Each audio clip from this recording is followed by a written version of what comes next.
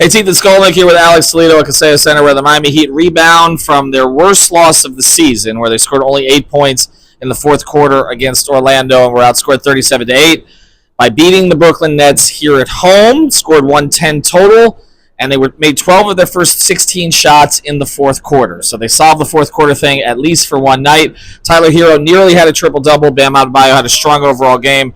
But to me, what I took for this in a game that neither Jimmy Butler, still out with the illness, nor Terry Rozier played, is that the young guys all got a shot, and they played pretty well, actually, collectively. Big game for Nikola Jovic.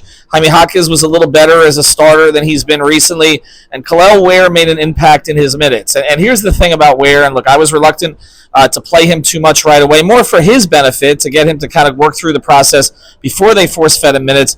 But at this stage, I just don't think you have a lot to lose. And even though he doesn't play big right now, Alex, he plays tall. And you saw him as a target for Tyler Hero and others. And so there's a lot for him to learn.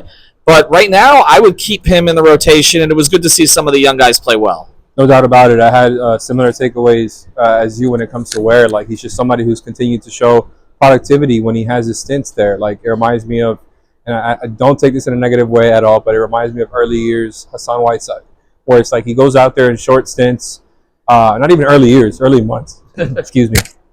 But, he goes out there, gets rebounds, blocks shots, and gets easy stuff at the rim as an athletic rolling big who's really tall and who has a crazy wingspan. Like, it just, he has all the makings of somebody who can get you easy points, and also is a pretty good rim protector, despite, still needing to put on some strength to become like a mainstay in the rotation. I think this is a good stretch for him to get going and get these reps like you saw tonight, like you saw the other night. Even though like the Magic game went down the way it did, it wasn't his fault, right? I think in a stretch like this where you're playing subpar teams with subpar bigs, right? Especially with K-Love having been out recently, like it's a good time to go to him. And like you mentioned, it's just not, you don't have a lot to lose with the Heat, right? Like, you're a middling team as it is.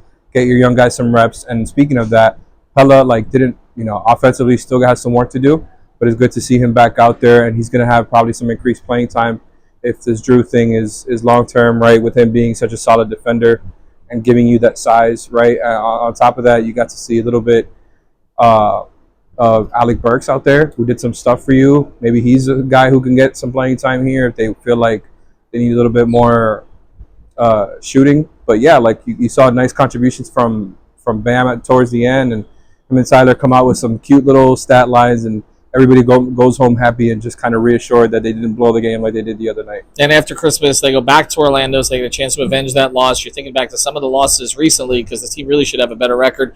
You mentioned Drew Smith. Didn't look good. We haven't gotten a report on it yet. Looked like an Achilles, though. Of course, he tore his ACL last year. And he was about, I think, 3 or 4 days away from getting a standard contract. So just a sad story here. But, again, we'll see how bad it is. But early signs not positive, and Drew may be out for the rest of the season. So we'll see. For Alex Toledo, I'm Ethan Skolnick here at Kaseya Center. Miami Heat beat the Brooklyn Nets 110-95.